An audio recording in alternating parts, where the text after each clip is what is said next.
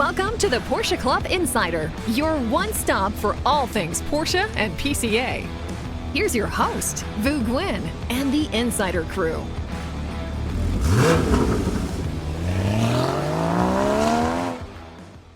Welcome, everyone, to episode 119. We're back at PCA's national headquarters. Around the table, of course, we have Damon, Manny, Albin. And back to the table, we have Kurt Felmar with Ceramic Pro White Marsh Elite Dealer. Kurt, welcome back. Well, thanks for having me again. It's been about a year to the day, too. I was just telling them about that. Oh, is that right? Yeah. But I saw you more recently at BWI and more importantly in San Diego. Absolutely. Good time. I told Kurt what got my attention on his Instagram page was a $17,000 detail, which he's going to talk about later on. But I thought, what does that entail?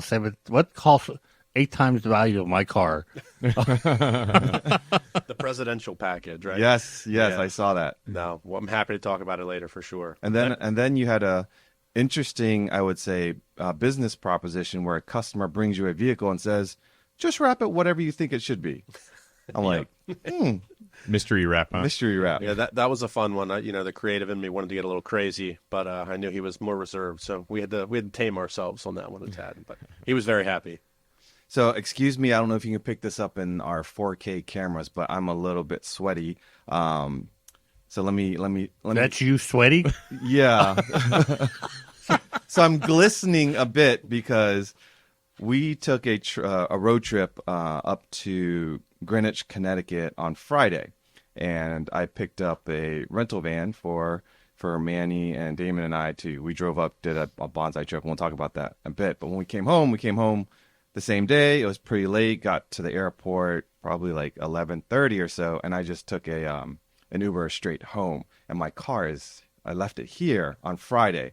So this morning I thought, oh, maybe I'll just bike tour, because I was supposed to do a 50-mile bike ride on Saturday, but due to the people I was riding with and the issues they had with their bikes, we ended up only doing like 35. So I feel like I should shortchange, or 38. I'm like, man, I really didn't hit my mark, so I decided to ride my bike today. So, yeah. How did you sabotage your bike so you'd have to do all 50 miles without them seeing it? My sister-in-law got a flat tire within the first mile. My other friend, Angela, her chain dropped, and she said she'll catch up. And somehow she ended on the exit ramp for $8.95. This course was called Bikes and Beers, and I think the people that set up the course had a few beers before they set up, because the markings were terrible. And granted, did you have an easy pass to get through the tunnel?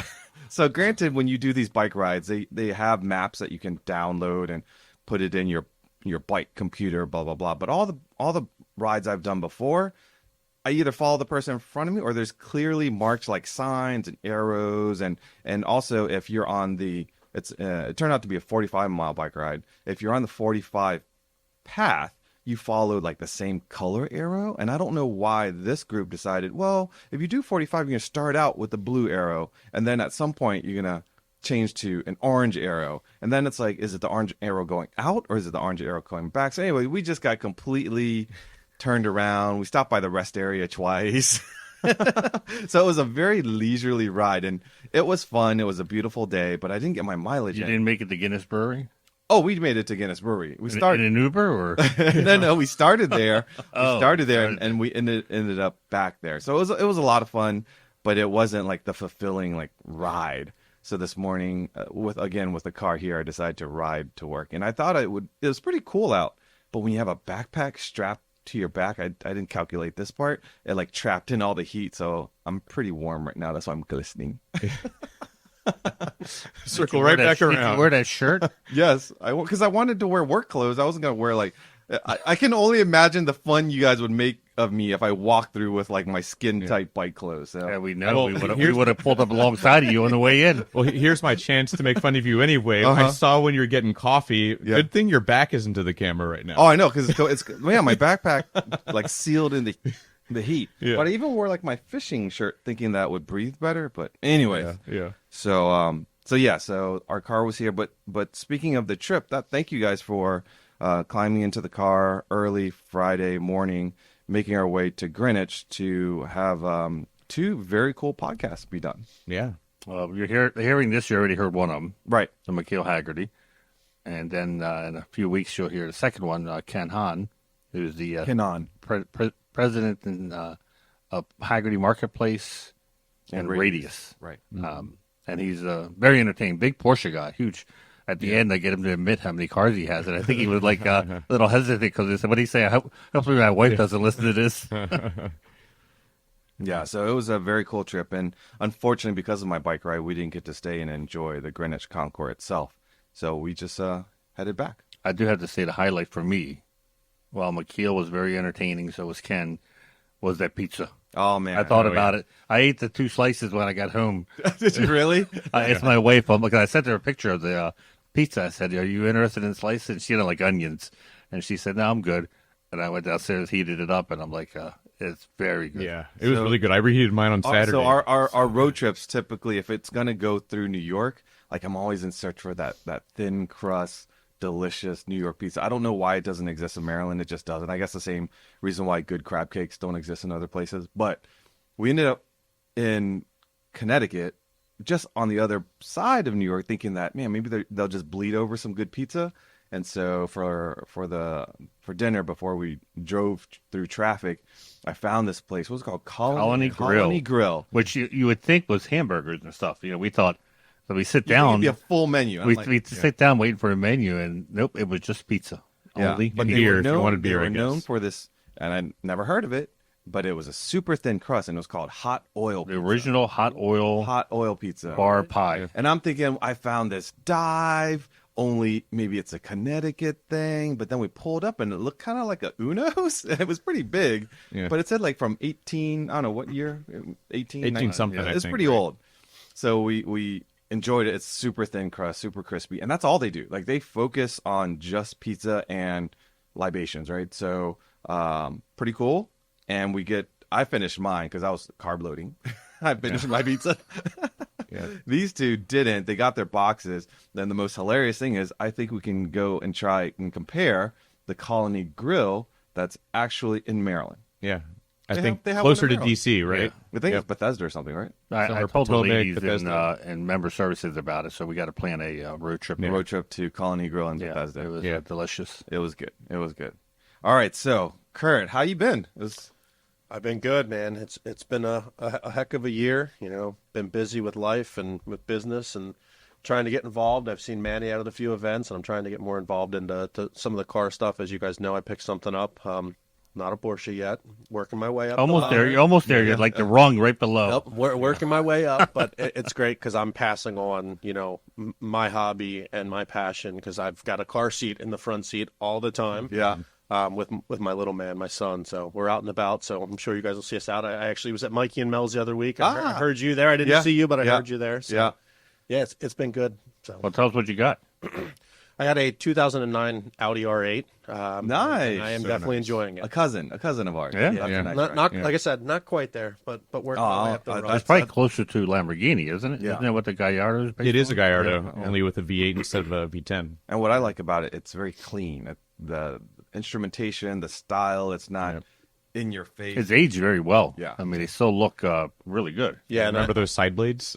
yeah, and that's the thing. I prefer the Gen 1, which is what I did get, right? Yeah. So that's the thing for me, is that the Gen 1 aesthetics I love, but just the platform as a whole is fantastic. It's a Yeah. great car. It's really enjoyable to drive, and it gets a lot of attention too, which is a blessing and a curse. So a year ago, you were doing some like changes or additional investments to your business. Yes. So with this R8, things are going pretty well. So congratulations. Yes, and it's phase 2, right? Yeah. It's part of me getting out into the community to kind of give back to the people that have come to us, right? So now you get to see me out there after I've helped you take care of your car. Yeah. So yes, business has been good. We're continuing to make a push, and it's interesting times right now, especially with some of the holdbacks that we've had with supply chain and vehicles. Obviously, the Port of Baltimore slowed some things up too. Where we do a lot of longshoremen's cars as well. So it's been interesting, but we are on the up and up. And I think that's a lot of, because the value and the level of product that we deliver to our customers. So Speaking of product, the last time I saw you, we were in San Diego together, and we were there for a Ceramic Pro Elite Dealers Conference. yes, sir. And so that was the first time I had heard of it before. First time for me being in attendance and seeing sort of all your brothers and sisters in the business. And it was incredible to see the support that Ceramic Pros provides to you guys. It's bar none the best company from a chemical manufacturer and protective films for what they do. Number one, for you all as consumers, but also for us as, the businesses putting their stuff out there. The support from, product and technical support, but also business support. It was fantastic, and thank you for coming because you crushed it. Your speech was awesome. I don't know. It's like we had a speech too, huh? Yeah, I was. I guess you would call it. Luke carries a little podium with him. So. I do. I was somewhat one of the speakers, right? And I'm like, man, I hope there's a reason for me to be here. But actually, there was a lot of 1 degree of separation that they say, right? A lot of people that were business owners, had worked with local PCA regions, and there was one gentleman. This happened while I was on stage. We were talking about the camaraderie of PCA and Porsche owners, and a few people in the crowd were like, "Yes, I'm an owner." And at the end of my speech, I walked down. A guy walked up. He says, "I really enjoyed your speech. I just bought a Porsche." I'm like, "Oh, when did you buy it?" He's like, "No, I bought it during your speech because I want to be a part of that community." I'm like, okay, that's cool.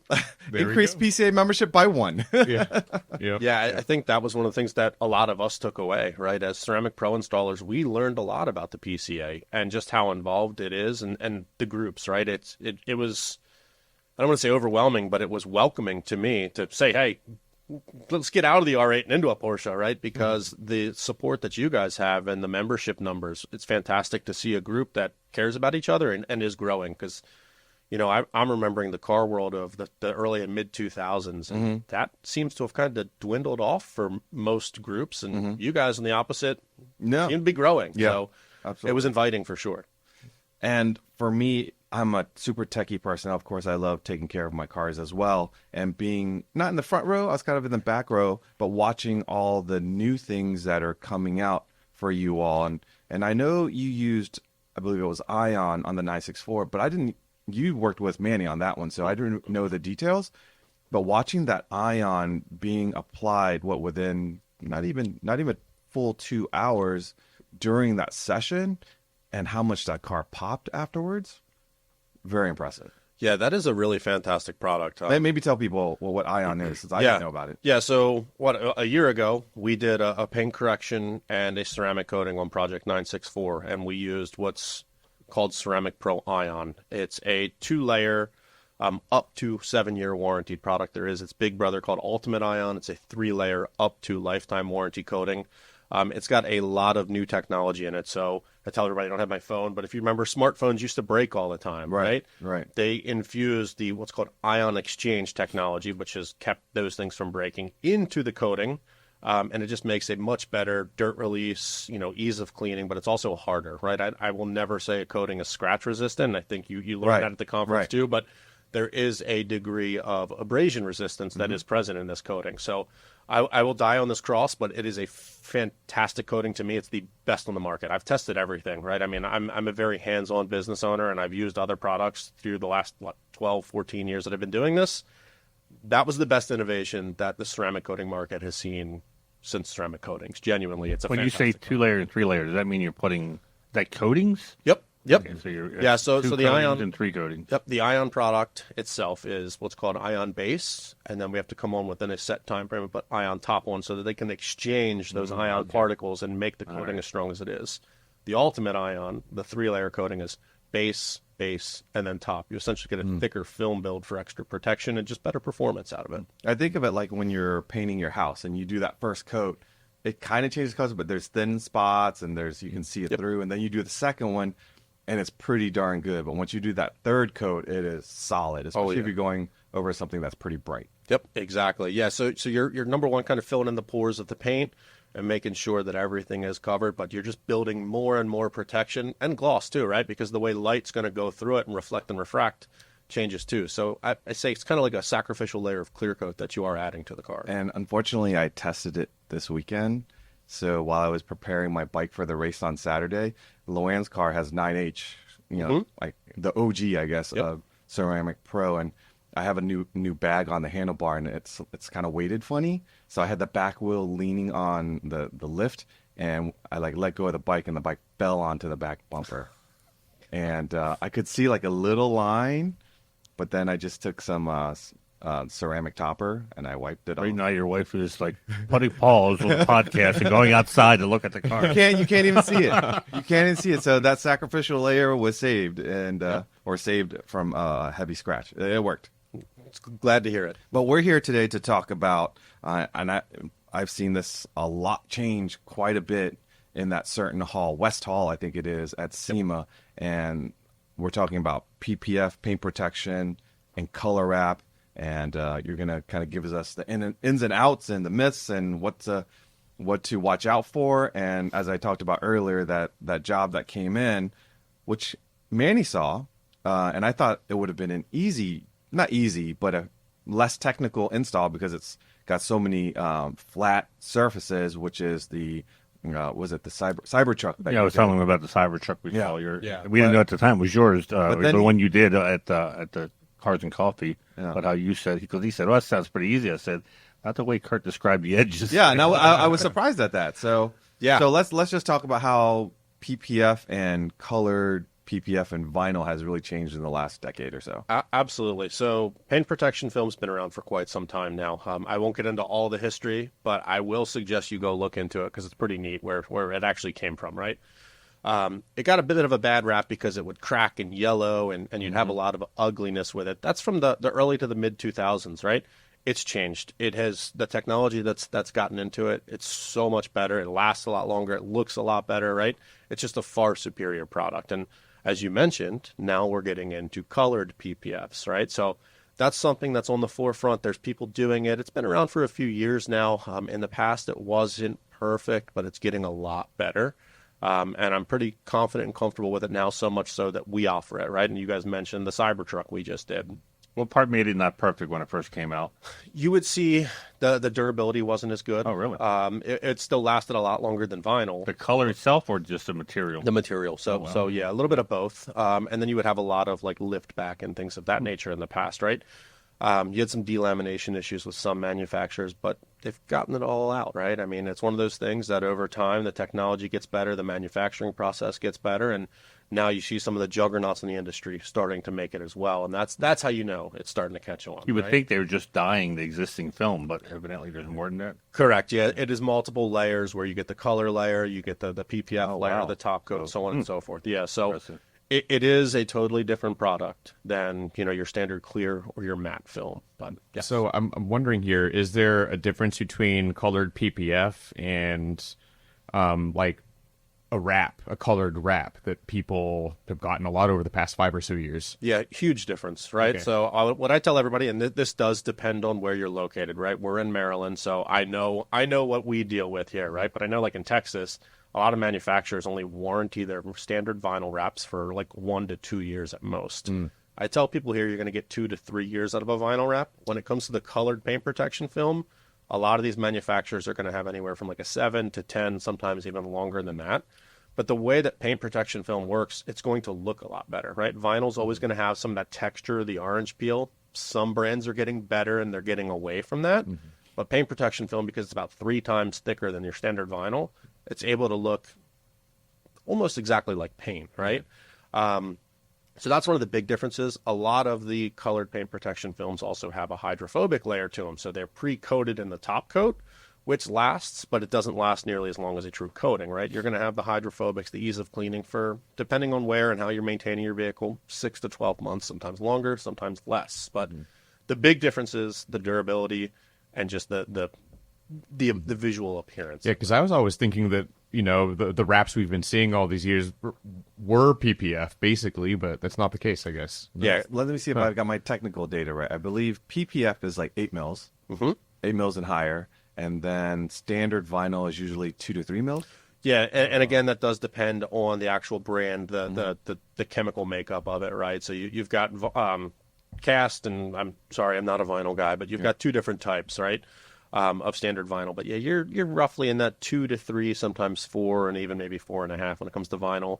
And PPF, yes, is typically going to be 8 mils plus. Some are up to even 12 mils. You talked about the earlier PPFs, and I think some of us own cars that have just sectional protection, like a third hood or a third of a fender. You don't see that anymore. And in fact, most people say, I'm going to go either full hood, full fenders, or full car. And obviously it looks better, but did the film characteristics change to make that possible? Like, why didn't they do that from the beginning? Yeah, so a lot of that's going to be, what you saw in the past was preloaded from the dealerships or sold at the dealerships, right? Yeah. So you are talking a less than professional installation at times, right? Yeah. And then the flip side to that too is you've got the plotting software has gotten a lot better, right? In the past, you'd notice you had a 1/4 inch, sometimes even more, gap around every panel, right? Not the case anymore. Now we can wrap most edges. I won't say all edges. With plotted kits. Obviously, you can go with a full custom install or a bulk install and wrap all those edges. But yeah, and then the flip side too is from a cost perspective, it's not that much more to do a full front versus a partial front, like you mentioned, or even if you don't want the line, but you don't want to spend the cost of a full front, you might do like your bumper and your headlights. And yeah, in the last, let's say 2 years, and especially even in the last 6 months, more and more people are doing full body, right? Full vehicle PPF has become a lot more commonplace, still not the norm by any means, right? In my shop we've probably got anywhere from 4 to 6 full fronts a week coming in, maybe 2 or 3 full bodies every month at most, right? I imagine some people just pull up and say, what do I need to cover? Because you got the rear flares that come out and people want that covered, wheel arches. They may not go full body, but they also want to make sure that the places that are going to be most likely to be hit by debris will be covered. Correct. And you've also got like the folks who are on the track, right? Like a lot of Porsche folks, we have the quote track pack. That's where we do the full front and then we do the most exposed areas, right? Like the A-pillar, the leading edge of the roof, maybe your rockers, maybe the hips of the car behind the wheels. Does the warranty still cover track work? Because, they're going to get beat up at the track. That does depend, right? Yeah. That depends on the manufacturer. So I don't want to go on record and say that because I'll have manufacturers yelling at me, but it depends. It depends on that, yes. Okay. Now, how come I've noticed also at SEMA that some of the PPF companies only offer like black and white and red, and like that's it. Like they don't offer the full spectrum of colors. And then there's some PPF companies, kind of the odd name ones, they have all sorts of colors. But why is that? I wish I had the insight into that, right? A lot of them are probably because they've got contracts with the manufacturers actually producing the film. There's only a handful of places that do make these films, right? So my guess would be contractually, some of the smaller guys can only get certain colors, or they might only have the budget to bring to market certain colors because it's not cheap to bring this stuff, out. Especially when you get into the colors, right? More inventory. Because they're not making one roll. Right. Exactly. There's a lot they do by pounds, and they're doing a lot of pounds. Yeah, I don't recall what a true master roll is, but I think it was something like 5,000 feet. So you're talking, anywhere from 5 foot wide, 6 foot wide, maybe even 7 foot wide by 5,000. Almost a mile long, there, right? And when they sell it to us, right, we're talking 50-foot rolls at most. So okay, that makes sense. That makes sense. Yeah, inventory. Now, we talked a little bit about ceramic earlier. Ceramic has entered also or has been combined with PPF lately as well. Yeah, that's correct. So a lot of the newer films do have a ceramic-infused top coat, right? So you get that hydrophobics, you get that ease of cleaning, and just a little bit more durable of a film. You can still get some of the legacy products that don't have that, but almost everybody now is going to sell some form of ceramic-infused film. The other benefit there is, if you don't want to necessarily coat the film afterwards, but you've coated everything else, you still get a pretty even visual appearance when it's wet, when you're washing it, whether you're out in the rain, whatever it might be. So to clear up, and I hear to see this a lot on the internet, is it ceramic coating, then PPF, or is it, clean everything on the paint, then PPF, then ceramic coating? Yep. So there's 2 parts here, right? So if we get a vehicle in and we're doing both, yes, we want to do the film first and then we ceramic coat everything. That's not to say if you have a ceramic coating, your vehicle can't be PPF'd. It absolutely can. And again, this is another one in my industry, right? This is one of those things that, some guys say you absolutely can't. Some guys say you absolutely can. Some guys prefer to put film over a ceramic coated car. Some guys say you absolutely can't. You've got to polish it off, right? Yeah. So when you're finding an installer, find out what they're comfortable with if your car's already So covered. there's really no straight answer. Yeah. It depends on the installer. But you definitely want to get your paint cut, cleaned before you do anything to it. Yeah, so in part of the process, right, you're going to have your vehicle washed, chemically decontaminated, clayed, and everything to make sure that underneath that film there's no contaminants, right? In a perfect world, it'd be a perfect install, but we're all in an environment where there's air, there's dust particles. You might have some contamination in it, but yes, every installer should be doing a full prep on that panel beforehand. Paint correction, that's another story, right? Some guys say you absolutely must. Some guys say, hey, you're wasting your money because you can't see those swirls through. Deeper scratches and rock chips, you will see it through the film. I could sand a panel with 1,000 grit sandpaper, put clear film over it, and guess what? It looks completely glossy. You cannot see the sand marks, right? So it is. Let me let you look at my BMW outside. Yeah, right. Yeah, It doesn't take care of faded paint. it might. We'll have to take a look at Lock in the patina, right? But yeah, that's the thing. So again, talk with your installer, see what they suggest, right? It is a preferential thing. There are some, I'll call them mechanical benefits to polishing a car first to make sure that there isn't anything that's negating the adhesion of the film. But there are some pluses too. It all depends on how your installer likes to work, right? They might like the way a film glides across something that has a wax or a sealant in some areas. As long as that film's sticking at the end, that's what really matters. I guess the manufacturer of the film really determines too, right? Not just the installer. Yeah, they give you guidelines. yeah, they do have some guidelines, yeah. But it gets tricky, right? Because every vehicle's different, right? I mean, the front bumper of a car is going to be different from a 911 to a Cayenne, right? And when we start talking technical installs, there's a level of stretch or pattern placements that sometimes you do need a little bit of extra slip or maybe a spray wax across the hump to make sure you don't get what's called a tack mark or a pre-tack mark. So it is, right? There are some guidelines, but they're guidelines. They're not set in stone. It always impresses me to watch a PPF install because to make it simple to people that don't understand, I say take a piece of paper and try to wrap an orange and have no creases, right? It's a very basic way of saying it, but you take I think they had a Chevy Duramax or something at the Ceramic Pro install with a bunch of angles and cuts and the one thing I didn't think about is the guys like what's great about this film is you can put it on, but then say something comes up, you can actually lift it, reposition, put it back without having some sort of line that I don't know what the technical term for that is. Yes. But I never thought about that because, what if you accidentally put it down and you need to shift it? Some of the cheaper, I guess, or inferior PPS, when you do that, you've ruined the film and you have to start with a new piece.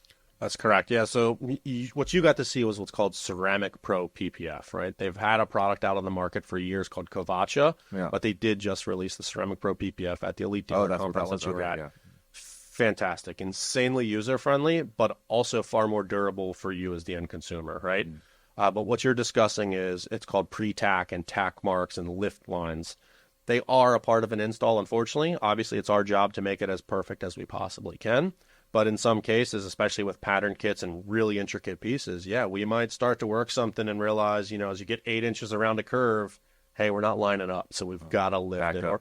Or you might get somewhere and be like, oh, there's a speck of dirt back here, and you've got to lift it back. And that's what's incredibly awesome about that Ceramic Pro PPF is it's so user-friendly that we can lift it, kind of let it relax and not run as nearly as much of a risk. It's not perfect. Yeah. There is still a lot of skill level to it and knowing how to read and work with the film. But what I was looking for is when he was pulling it back up, when you're working with something tacky, you run the risk of stretching the film. And when you stretch a film, you worry about changing the optical clarity of the film. And maybe when you put it down, you don't notice it, but you certainly see it when it gets stretched. And ooh, is that still worth putting it back on the customer's car or not? And again, I'm guessing inferior PPFs have a level that can stretch and better than others. That's correct. That is one of the other benefits of the Ceramic Pro PPF. It's very stretchable. So there's different sizes, as we kind of talked about, that the films come in. So, as an installer, we don't want to charge you. So, for excess material. So we do use, a 24, a 30, a 36 inch, so on and so forth. But still, sometimes these panels have to be stretched a lot, right? And that's one of the huge benefits of the Ceramic Pro PPF is the optical clarity, also the smoothness of it, right? The top layer, you do not see any of that orange peel that some other companies do have. And it just stretches beautifully, doesn't get distorted when you do that. And it helps us as installers make a more workable, better finished product.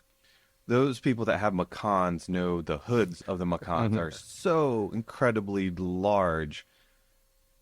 Is that the largest piece, or what size roll do you have to get to be able to cover the Macan hood in one piece? So you mentioned a good point here, right? It's great that you segued into this with talking about the stretchability, right? So a Macan hood can be done in a 60, but what happens is as you stretch it, number one, you could distort it, but you're also going to run the risk of lift back, right? That material has a memory. It wants to go back to what it was before, but you're also thinning that material, right? There's only so much stretch before that 8 mils is now 6 mils or 5 mils. That's a good point. So a lot of the manufacturers carry a 72-inch roll, which is fantastic for the Macans. There's a lot of other vehicles out there that use it, right?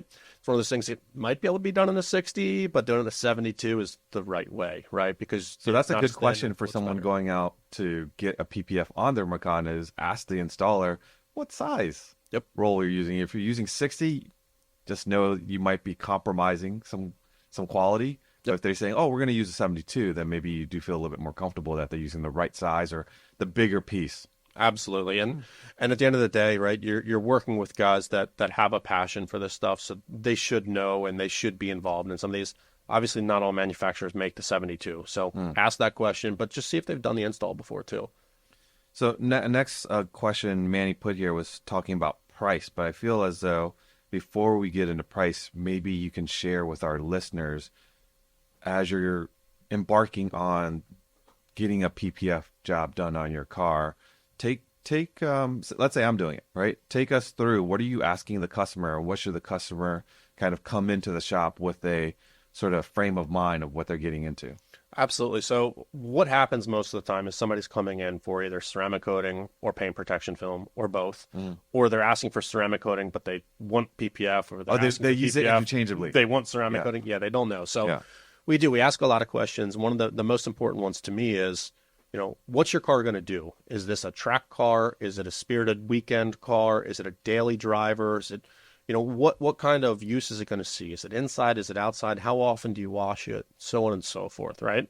And that's going to vary based on what we suggest to you, right? I'm not going to tell somebody that their car is in the garage and it's, going to get driven once a year that they need full body PPF, right? Yeah. To me, that's a waste. Somebody out there will do it, and if you're looking for it, sure, we'll do it. But we're Peter. Peter. But we are going to say, hey, look, it's not necessarily the best fit for you, right?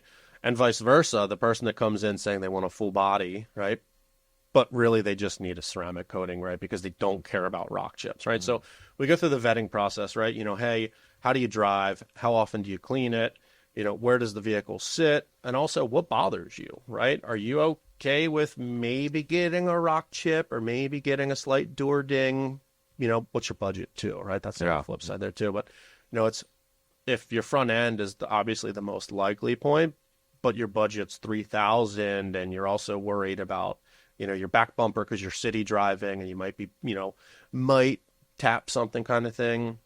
We've got to find that safe point for you that fits your use case, but also your budget. What would you recommend for somebody like me with my car where, the paint's in pretty good condition, but it's also never been ceramic coated PPF. So there are a lot of rock chips on the hood and on the bumper, but, I want it to be easier to clean. So I actually clean my car a little more often. He wants rainwater to make it look like he detailed his car. So what would you recommend for That would be ceramic. Well, exactly. If Vu is right, I would say, hey, we need to level set your expectations, right? Because it's not magic, right? Yeah. But with that being said, in a case like that where you do have rock chips, you need to come to an understanding of, hey, if I put film over this, I am locking those in there, right? But it's not going to get worse. And for some people like myself with my R8, I've got full body film on there. I didn't want to paint the front bumper, and it is pretty speckled with rock chips. It's a 2009, right? Yeah. But I understood that, and I didn't want to go through the hassle of having it painted, not having it match, and just all those troubles. So if you're looking for the ease of cleaning, coating would be totally fine. But if you're one of those people that says, hey, I don't want any more rock chips, I'm okay with what's on there. Number one, we can either apply touch-up paint, or we can go right over it, right? Yep. In some cases, touch-up paint's not necessarily feasible because it won't be level, it doesn't match, it might even look worse than it does today. So it's one of those case-by-case basis. Yeah, I think for me, if I did that, it would be a ceramic coating. Yeah. Until I get That's the what I hood would and recommend. bumper. But even ceramic coating, Yeah. you got to take care of it. It's not walk away. I mean, I remember when we got Project 964, you were explaining how to take care of the.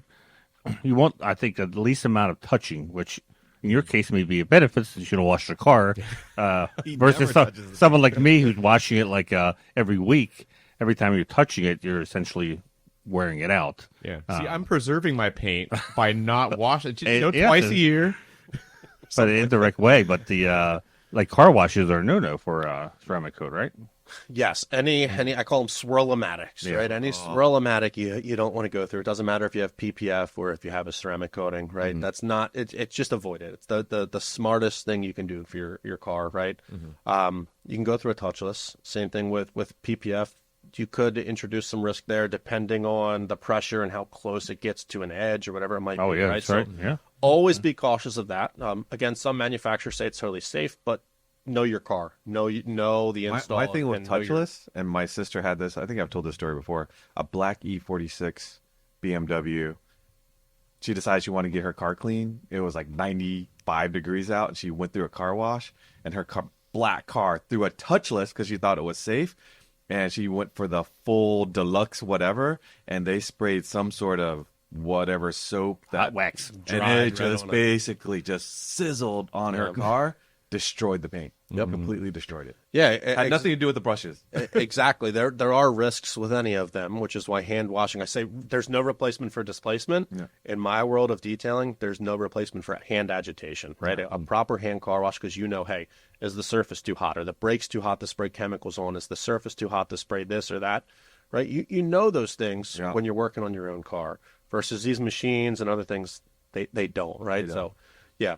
I mean, ceramics coating is great because you can really rinse it off and then determine how much. You probably find out you don't really have to wash it that hard because the dirt really just falls out. We just buy a nice good hosing off of the. I mean, I tell people that have convertible tops. I'm like, no soap at all. Once it's been treated, just rinse it off. And like they're like, yeah, but it's a bird pooped on it. I'm like, doesn't matter. If it's conditioned, just put water on it and you'll be amazed. Don't touch the top. I will always suggest some form of chemical cleaner, right? A pH neutral soap, even for a rag top or a convertible top that you mentioned. And then the other point that I want to touch on there is the touching, right? You mentioned how hard do you want to clean? You want to always look at it as you're using the soap, you're applying the soap to the paint, right? You're never pushing, right? You never want to be pushing because when you do that, you're just taking dirt and you're basically creating those swirl marks, right? So I always tell everyone, like, look, depending on what your wash media is, if you're using a sponge or a wash mitt, I always use one side to go through and wash it, and then I flip it, and I just go over it once more. And we're talking super light because once you take that mindset of you're just applying the soap onto it, you start to understand that, hey, I really don't need to unless you've got really caked on road grime, tar, or bird poop. And even then, you can use some of those chemicals to break it up so that by the time you get to it, it just comes. You don't have to like foam cannon your car every wash. No, I don't want to say I'm the anti-foam guy, right? I'm a careful huge- now. I was going to say, careful. here's foam boy. Foam boy right here. So I think the foam cannon stuff is a little bit ridiculous, but I love that's it. okay. I love it. So that's one of the things that we get is, well, do I have to bust that out all the time? No, absolutely not, right? A rinseless soap, the technology that's behind it, it's so incredibly safe if you know how to do it. It's also so incredibly fast because you don't have to go drag out the hose. You don't have to, spend hours drying because you got all this extra water in places that it's just going to hide and fall out of. Don't misinterpret a rinseless wash for a waterless wash. I do not like waterless washes. Maybe as a quick detail or something like that, if you touch up, if you're going to a car event or something, you can still use a hose. You do not have to use a hose with a rinseless. But yeah, everyone likes the foam, right? I mean, I think I just posted a picture of foam in my Interesting Makes great Instagram photos. So I use the foam cannon on every single one of my cars except for Loan's Boxer, because Loan's Boxer is the one that has the ceramic. That car, I just use the high pressure, and most everything comes off, and then I have the topper spray. So after I pressure wash it with the hose, and then I blow dry it, and there's barely any water left, but enough to keep the towel like a little moist. So I just spritz. And that's it. I've never used a foam can on the boxer. It's always clean. It's never that dirty. I'm going to hook you up with some rinseless because that way you can still pressure wash it if you want to. Yeah. But I always suggest using some type of soap, right? Because that's where you get the lubricity to avoid the swirling and the scratches. So if you're just spraying it with water and then doing that, you're leaving dirt on there, right? You still need to clean it off with something. So I'm going to hook you up after this. You have to look at the surface and see how well I've taken care of it. It's been several years since we've done it. Yeah, it's been a long time. You drive it twice a 16, year. I How think. bad can it get? That's true. It does look so good. It looks so good. So I want to get to before you forget is when you bought your Audi, did it have film on it already? No, it did not. Now let's say it did have film on it. What I always wonder, these cars that were there when film was just coming into play, and now the film's 15, 20 years old, and they still have it on their car. At what point do you tell people it's time to replace the film? And you have some cars that are just garage most of the time, so the film looks pretty darn good, but it's old now. Do you tell people there's a age limit, or is it just you look at it, you say, you know what, this is still good, we should just leave it on? Because I wonder about the paint underneath of it, how it's going to become married to the film and come off. Yeah, so you usually will not have issues unless a panel's been repainted or an installer has used something like adhesive promoter or a primer, something that will help the glue stick. It happens with guys that are not quite masters of their trade, or if they haven't prepped something properly, or, they're just, I'll say the word hack, right? And I don't want to throw stones at people, right? But when do you know if your film's ready to come off? If you're starting to see issues, right? So it's a case-by-case basis. Front bumpers, right? You start saying, oh, my car's perfect underneath, but my film is really starting to show some rock chips in the film. It's got some nicks in it. Hey, if that bothers you, it's time to take it off, right? If you start to see yellowing or cracking, hey, it's time to take it off. In the older films, I would say the year 5 to year 8, it's probably time. Now that can be extended a bit, but it really depends on care. So there is no real clear-cut answer on this. But it's not a forever thing. Correct. Yeah, I will never. I never say anything lasts truly forever. Right. It's one of those things that if you really maintain it, it's out of the sun, it's in a good environment. 20 years is well within spec. If it's something that's out in the Texas sun and you wash it once a month at most, right, that's going to be a lot shorter. Right. So how have you ever come into a situation where you've seen a car and you've advised somebody you should probably leave that on unless you're ready to repaint the car where we take it off? There has been one instance where I wish I did that, but there was no signs of there was going to be an issue. Wow. Right? So you just don't know. So yeah, it's one of those things, right? I mean, we've got our terms and conditions, our disclaimers that says, hey, we're not at fault if this happens. We take every measure we can to make sure that we're mitigating as much risk as possible. But there's circumstances outside of our control, so it can happen, right? Yeah. You might have bought that car, had no idea that your bumper's been repainted. So you come in, oh, no, we're good, right?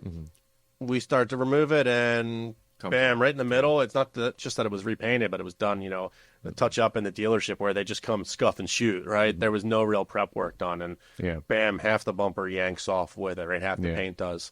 But in my years, there's been some where I'm like, hey, I'd rather not touch that one, or it's been, hey, be prepared to have this repainted. And that's usually because it's not the film, or because it was, a 2005 design, and it's usually the paint is the issue. It's usually the prep work and the paint work that causes the issue. We've actually had some times where somebody brought us a car, and we say, hey, you've had this repainted. I don't necessarily want to go forward with this. They're adamant that we do, and quite literally it's such a bad paint job that as soon as the film sticks to it, and I mean, we haven't even finished the job, we're in the middle of installing it, you can see the clear has started to lift, right? Wow. It's a problem, right? If you go to a less than reputable body shop, you can run into that. How long do you give people who say, well, I'm going to get the front end painted before I get it, the PPF? What's your answer to how long they should wait before they bring it back to you? Well, the political answer is ask your painter, right? They're the ones that know the product that they're working with. Most guys are going to say 30 or 90 days. We have some guys that say, hey, you can lay film as soon as we give it back to you because we're so confident in our process. You know, what we use doesn't really off gas anymore, and they're comfortable with it going on right away. So ask your painter. That's the right way to go. What's a non-political answer? You're putting it on, and it's going to stay on forever. Yeah. And then you take the chance of it lifting when you remove it. Yeah. The non-political answer is when you're ready, we'll do it. So how do you deal with this? Because I know when I buy products and I try to peel the price label off, and it doesn't come off as one piece, I get annoyed, and I got to get the orange goo, goof off. Yeah. I've seen PPF that looks like a puzzle where it's just dried and cracked. Does that come off in little pieces as well? And you have to deal with that? That's an absolutely miserable process. I there, can right? only So- imagine. Does the new guy get that job? That to me, that would be complete torture. And it is. It's mind-numbing and painstaking, right? It's an absolutely awful process, and luckily we don't get it too often because a lot of those cars end up going to the junkyard because there are people that don't care about them, right? Mm-hmm. But there has been times where that's happened, and how much is it going to be, ma'am or sir? I don't have the answer to that. It's an hourly removal. Yeah. And sometimes we get lucky. It looks awful, but it comes off pretty easy and pretty clean. Other times it doesn't look bad, and it takes 8 hours to take, a hood off. Yeah. It's all over the place. You talked about patterns and PPF pre-cut, laid on, put out. So that is great because one of my biggest fears is someone is taking a knife to cut the PPF, and you're not really going to know how good they are with that knife right after they installed it. You're going to find out if they were good with that knife when you remove it later, and that might be 5-8 years. How do you protect yourself from? Or the person that buys the car after you? Yeah, we'll find out. We'll find out. Yeah. Yep. Yeah. So that's one of the things. Again, when you're finding an installer, talk to them about it. Everybody wants you're on YouTube and you see these perfect seamless installs. And I tell everybody, my job is to give you what matches your use case and what you are looking for. Can we do a full bulked install where you almost don't see a single edge? Absolutely. But that's not necessarily the most durable install because, again, we talked about memory and film retention where this film wants to go back to its initial state. I'd rather give you an install that is plotted, might be extended to wrap 9 out of 10 edges, and you really can't see it unless you really, really study it, but you're not going to have issues because the edge that we didn't wrap is the one that would cause issues. It might rub the next panel or there's some flex there, or whatever it might be. You didn't try to cheat by putting adhesive promoter, so that it does stick. Yeah, exactly. And that's the thing. And the flip side to that, what you mentioned also, is knife cuts. Obviously, our job is to mitigate as much risk as possible. You're coming to us to make sure you don't get rock chips. Well, knife cuts are just as bad as rock chips, right? Sometimes worse. So that's the thing is these people that come in thinking they want this absolutely custom cut, they're not understanding what that involves. So we say, hey, look, here's what we can do. You might have a seam here, but we're not going to put a knife on except to maybe trim off a little bit of excess here or there, whatever. And again, we're mitigating risk. So know your installer, talk to your installer, but understand the limits of film. Yeah. I can make a YouTube video because I spent 45 hours just doing this hood, this fender, this door, and it's perfect. But real world is there's a lot of wasted material, a lot of redos, and in a business perspective, that's not feasible, right? So if you're willing to come with an open checkbook, yeah, we can do that install. But no, hey, patterns are really, really good, and we can adjust those patterns. We can extend edges to get better coverage, remove sensors, so on and so forth, that you couldn't do 5 years ago. I forget which manufacturer's booth I saw this, but there were two things that impressed me, and I hadn't known about it before. Have you heard of knifeless tape? Do you know what knifeless tape is? No, never heard of it. You want to explain that one, knifeless tape? Yeah, so knifeless tape's been around for a while. It was really big in the vinyl world. PPF's starting to catch on. It works, but PPF's a lot thicker, so you can still run into issues. So there's other things that you can do that, again, mitigate risk of putting a knife on paint with some Teflon tapes and stuff you can use. But knifeless tape is a really thin piece of film that has a filament in it. Depending on what it is, it might be metal, it might be nylon, but it's designed that you rip it. You pull it and you rip it, and you put it down in a pattern, whether it's a straight line or this, whatever it might be. So color changes, right? If you're doing a design, that's what they'll do is they'll put the design out in this knifeless tape. and pull the filament to rip the film, and then you pull off the excess material. So yeah, it's coming along with the metal filament is designed to go through the thicker stuff like PPF. And we actually just used it a few weeks ago. We did a boat, and the guy wanted to follow some of the paint lines, didn't want PPF on this, but did on that. And we didn't want to cut on that. Right? Yeah, exactly. So we went that route, and it worked really well. And the other thing that I saw in the booth was, remember the game, what's the game where you have the patient and you try to get the bones? Operation. So it looked like the Operation. Wow, you just aged yourself big time. Yeah, I played that as well. You know what Operation is, right? Yeah. So the challenge. But David played the digital version. Yeah, the challenge was. David, I'm trying to give you it out here. The challenge at the booth was to cut a pattern in PPF, and you use the knife which was attached like the operation board, and you can cut it, but if it cuts through, then it goes just like the game Operation. Yeah, we call it the cut trainer. There's actually a company that's coming out with it to market, and it's great, right? Because if I wanted to teach Manny how to do it, I could just set him up with a bunch of scrap, and we're not practicing, right? On a car. We'll oftentimes use junkyard panels and everything, but this is even easier, right? Yeah. Because we can really lay out patterns. You can go across edges, and there's verticals and things of that nature, and there's an immediate feedback. Versus if we're doing it on junkyard panels, you don't know until you pull it off, did you actually cut through, versus this, you're really getting an understanding of the feel, right? And how deep the push, the pressure. And that's the thing that people don't understand is PPF is you're basically just scoring it. You're basically just dragging the blade across it. But there's a very fine line, and I mean a very fine line between going through and cutting the paint versus not going through enough. You have 8 mils worth. Right? It's even less than that because genuinely, like I said, I mean, if you go through too much, it's going through, and it's not just that; it's the pressure, right? 8 mils disappears real quick. Yeah. When you have just a pound too much pressure, right? You're literally, if you watch guys, they a lot of times have their fingers extended so that they're just dragging it across. They don't have a finger on the top. That's the big difference, right? A finger on the top versus fingers on the side is all it takes. All it takes to go through. How quickly does the blade dull? Pretty quickly, and it depends on what material you're using, right? The coated films seem to dull your blades faster than the non-coated. Mattes film it a lot, or dull it a lot faster, and then the colored film, because again, you have multiple different layers of it there. It's one of those things that every installer knows their blade, knows what they're using.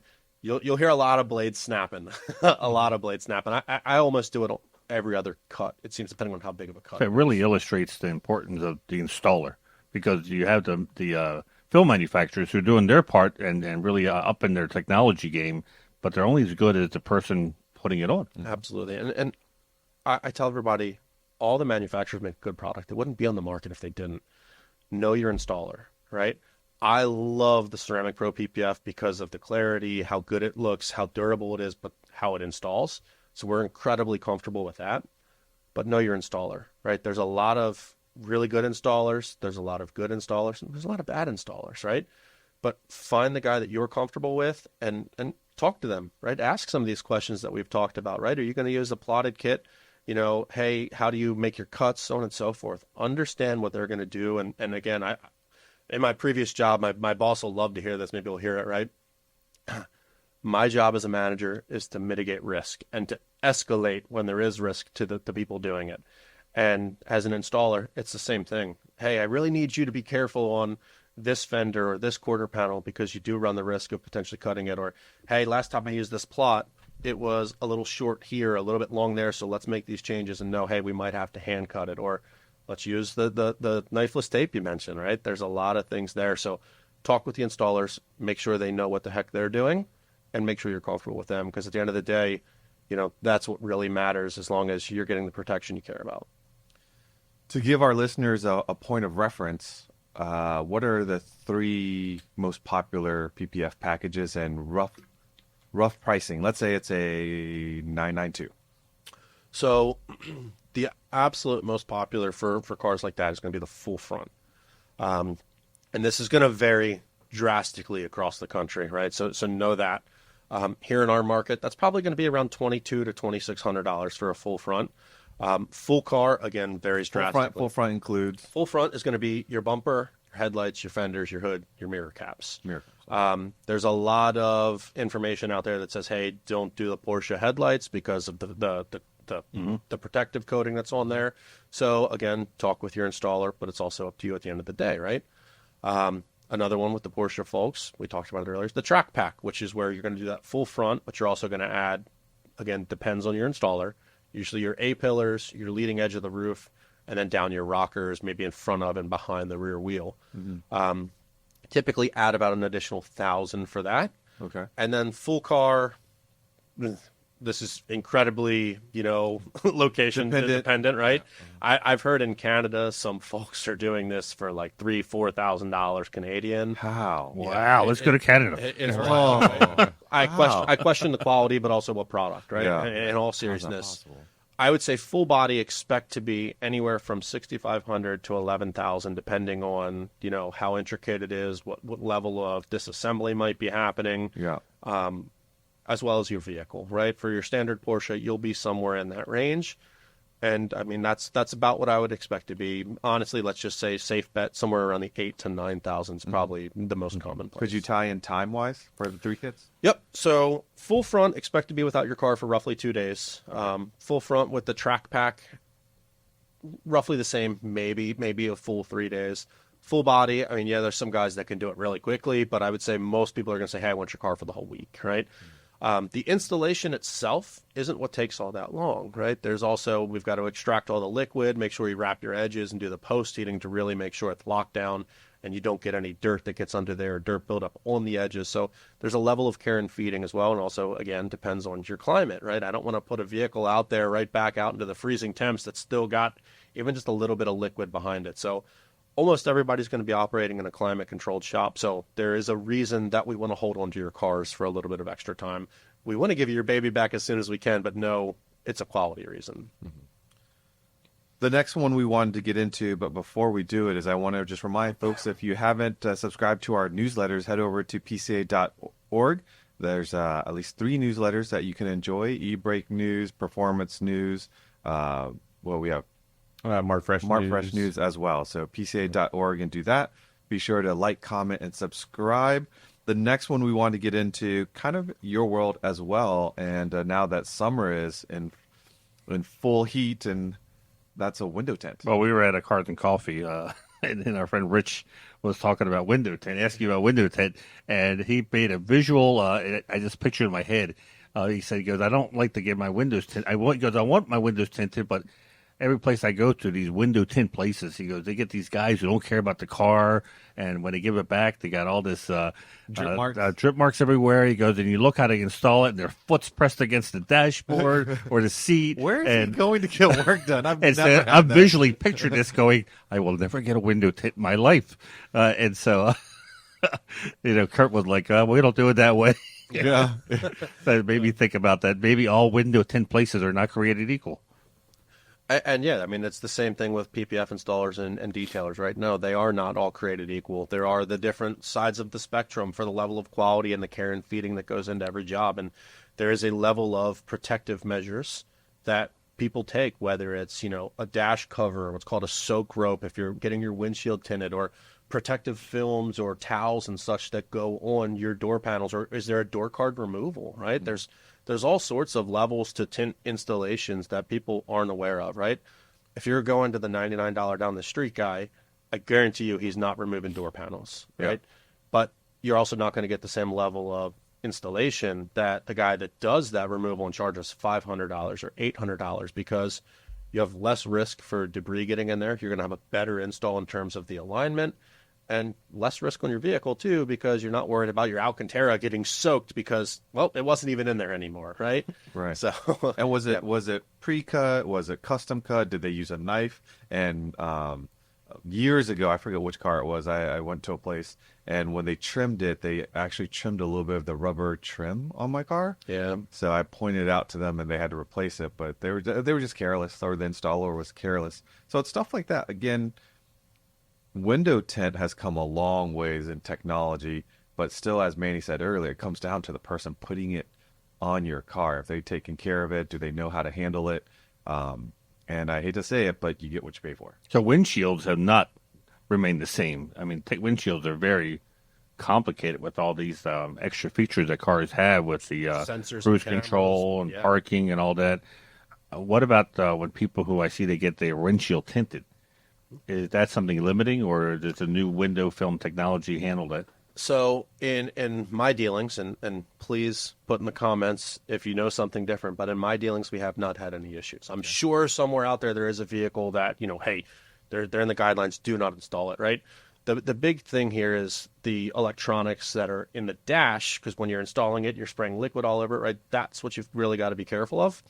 But, my wife has a Tesla, and full self-driving and all that still works without any issues. And every other vehicle that we've installed windshield film on still works. Now, are you just like a rear tent job where you're cutting around the third brake light, let's say? So any sensors or eyes that are looking forward on a windshield, are you cutting around that as opposed to putting something over? Yeah, so on most vehicles, that's going to be where the mirror assembly is, and you've got the dot matrix there. So usually that is cut out and around, so you don't have much to worry about there. But I know some vehicles do have some sensors that are even in the glass that are pretty much invisible to the naked eye.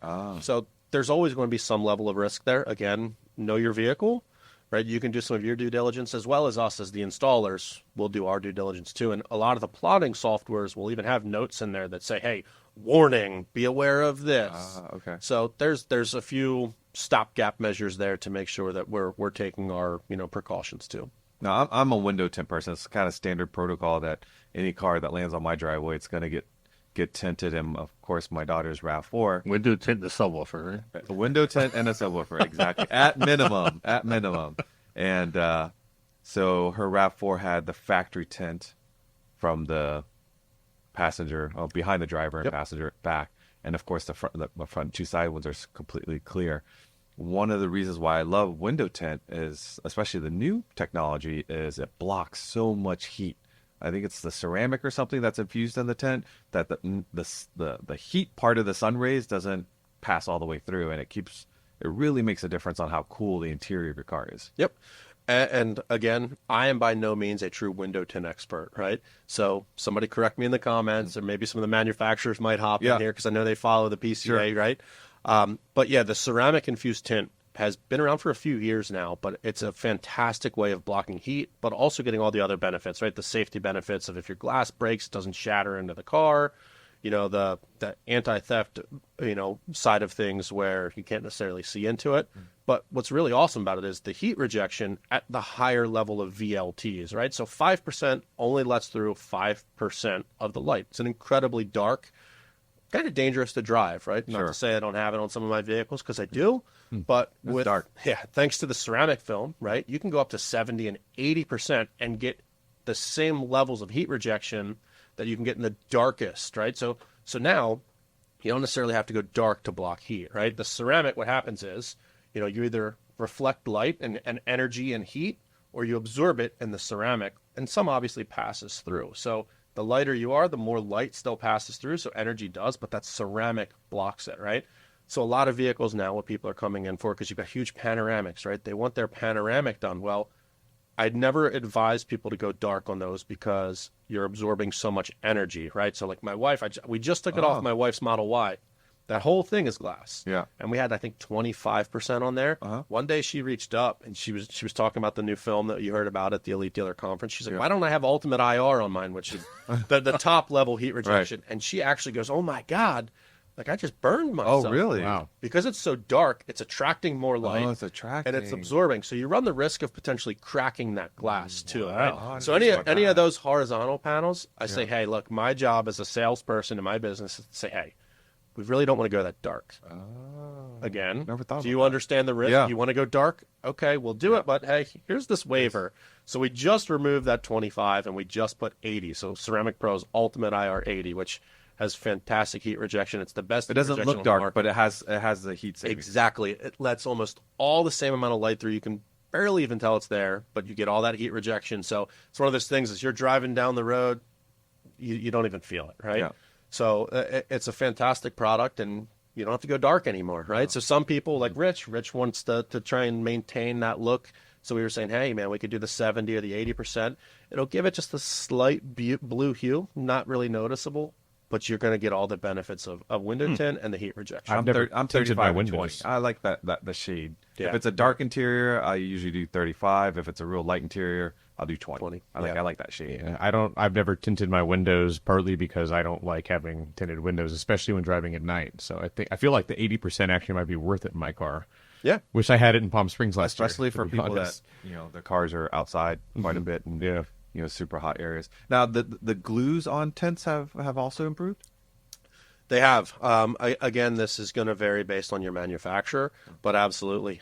So it's a much clearer visual, right? So that's what's really nice about the new films. It's not just the heat rejection, but they're more optically clear. You see less distortions. You get less of the glare coming through as well. And a lot of that is because of the glue layer. Yeah, I remember the rear glass of my Fox body Mustang, which is pretty flat. But back in the day when I got the tint done, the tint guy was super proud. He's like, "Oh, I can do this in one piece." Like it was a big deal to not have cuts and stuff like that. But the tint session that I went to with you all, I think it was a Model Y back window that was pretty curvy.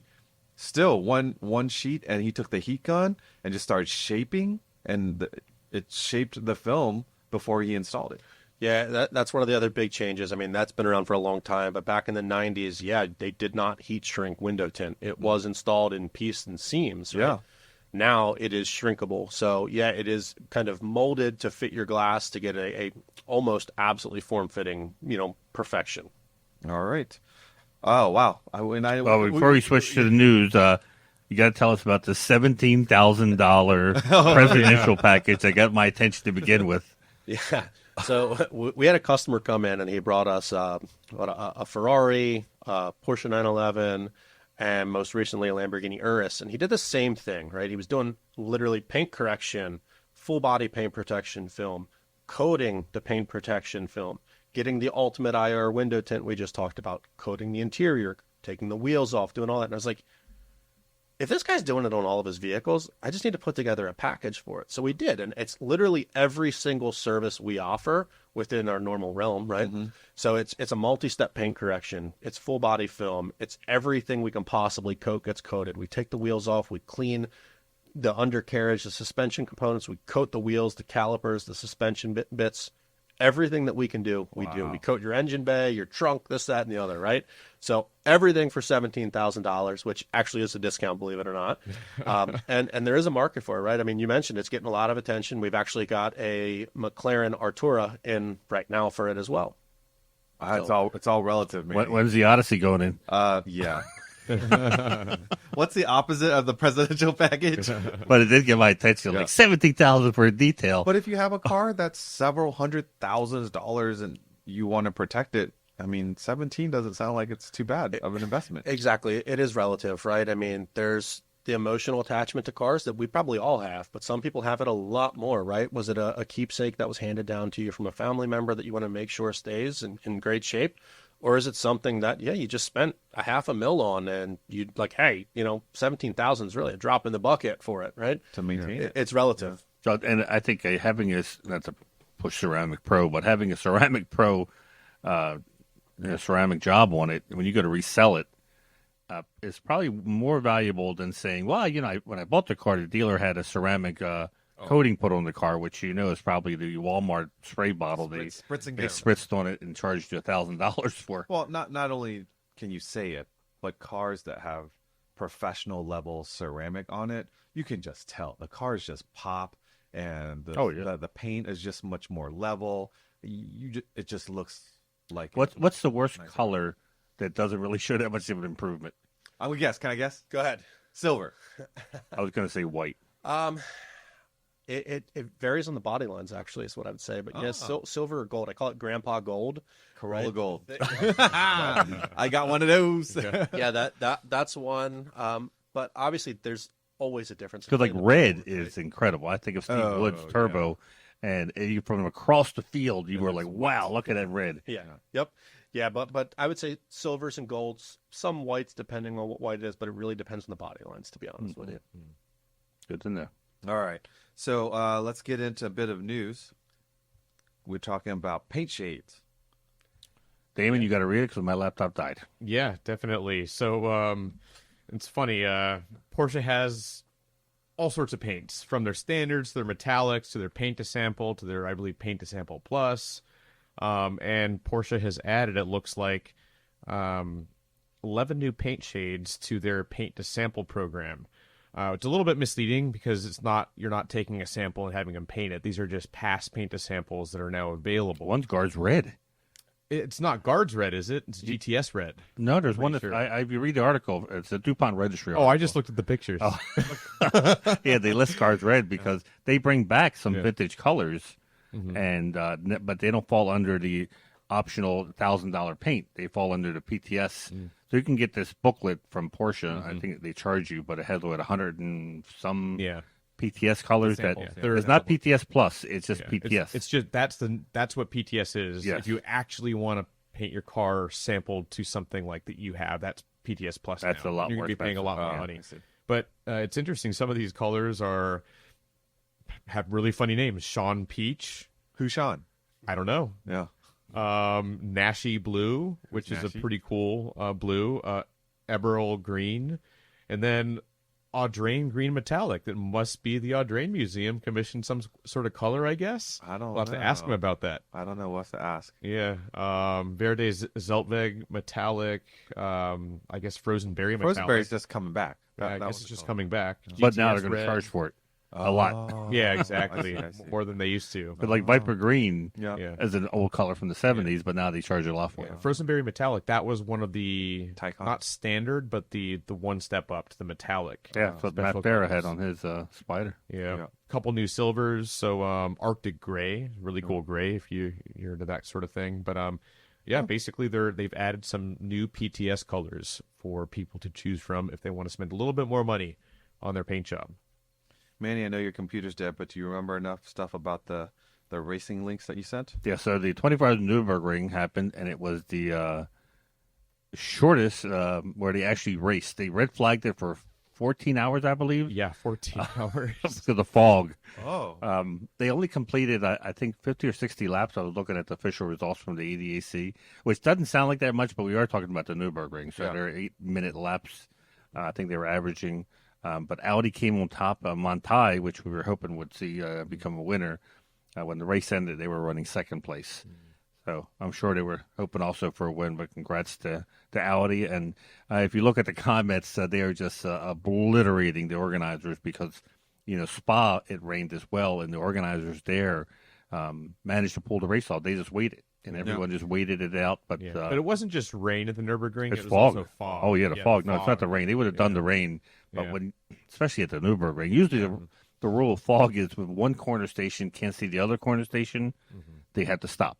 And I can only imagine the distances between corner station to corner station, or even they do video. It's got to be a nightmare, and it's very dangerous too. Yeah. I'm a wimp. If I'm at the track and it rains, I'm not going out.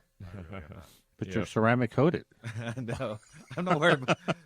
When it hits a tire wall, it doesn't matter if it's ceramic coated. I do like. I have to always. I kind of bristle when people tell me that they chose one or the other, as if they do the same thing. Yeah. They'll say, "Oh, I just chose ceramic coating instead of PPF." They do the same thing, and I'm like, not really. Not exactly. So the other good news was, kind of good news. I mean, we didn't get first place for the 963. Was the Grand Prix in Detroit, which was held in downtown Detroit, not Belle Isle. Wow, it was I didn't get to see the IndyCar race, and I'm going to want to go back to watch it. Because my first thought was they are going to have a crash fest, because it was a crash fest with the IMSA, because it was so tight in some of the corners. At one point, the JDC Miller got spun around the 963 and did a complete track blockage.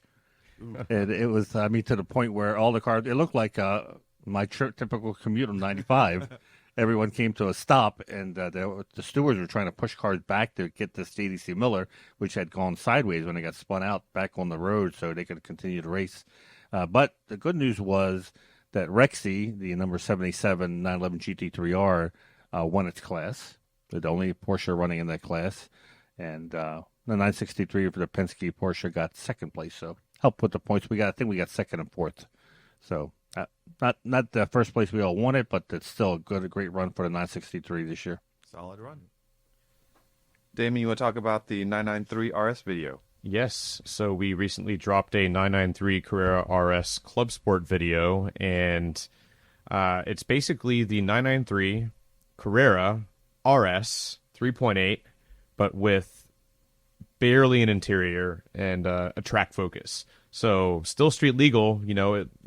Now it's past the 20-year, 25-year limit cage, for right? these. But yeah, full cage. It was not available in the U.S. probably because of the cage. But this was the kind of car that if you were a pretty hardcore track enthusiast, buy this car, drive it on the street back and forth from track events, or you could probably even take it racing because it's essentially a cup car yeah. with some street things to make it street legal. And the best part is we had someone that has cup car experience kind of drive it. Yeah, he drove these back in the day. He Yeah, built them because you couldn't buy them here, so Right. he built his 993s. Mike Levitas of TPC. So he gave us the lowdown on this car with Vu and then took it out for a drive. It wasn't quite ready for a drive back when we first did the interview. So he did that just last week, a few months later. And very cool video. I did I think the best job I've ever done with capturing sound from an exhaust. So if you want to hear what it sounds But like. the interior sound. The interior If sound. he's idling, you can hear the because he has the solid Yeah. transmission mounts. You can hear the transmission. No, they're not turning. solid. That is the single mass flywheel. Oh, is what you Transmission mounts are semi-solid. They're old, Semi-solid, like G-body 901 mounts he was saying. Yeah. But you can hear that. Like, Oh yeah, clean. yeah, It it's sounds a like lot my noisier race than car. mine. Exactly. So very cool car. Lots of good sights and sounds. And if you want to learn something about the last era of air-cooled racing by Porsche, and this is a good video to start. All right. So catch up on a couple of events here. Registration for Works Reunion Monterey is open. That event will be Friday, August 16th. We also have folks after parade. Many of us are going to be on the cruise to Alaska. So if you're still interested, I think there's a couple of rooms there. Just head over to pca.org to find the details of that. Also, if you want to try your hand at PCA Sim Racing, just head over to pcasimracing.com. And finally, we've got some items in the web store for PCA Insider. We've got the bottles, we've got the mugs, we've got some shirts. And if you want a Insider decal, just send us a note at podcast@pca.org. Anything else before we sign off, gentlemen? All good? Kurt, thank you. I think, well, next week, Yep. for listeners, next week is our what we did at Parade podcast, because we will have recorded it during Parade. So if you're wondering where the Parade, post-Parade podcast is, and we'll probably have the video hopefully out by at least one of the videos that we did at Parade. Lots of exciting things to come, so make sure you subscribe to our YouTube channel. So, Kurt, thank you again for joining us. Folks, thank you for listening. If you aren't currently a PCA member and own a Porsche, grab that VIN and head over to pca.org and sign up. And if you don't have a Porsche VIN and you're looking for a Porsche for your garage or driveway, we have the test drive program. Again, at pca.org. Remember to follow our podcast Instagram page, behind the scenes photos, videos, Porsche Club Insider, all one word. Message us if you like at podcast@pca.org. And again, please hit that like button, comment. We love reading the comments. And most important is be sure to subscribe to our YouTube channel. Until next time, stay safe, and we'll catch you down the road.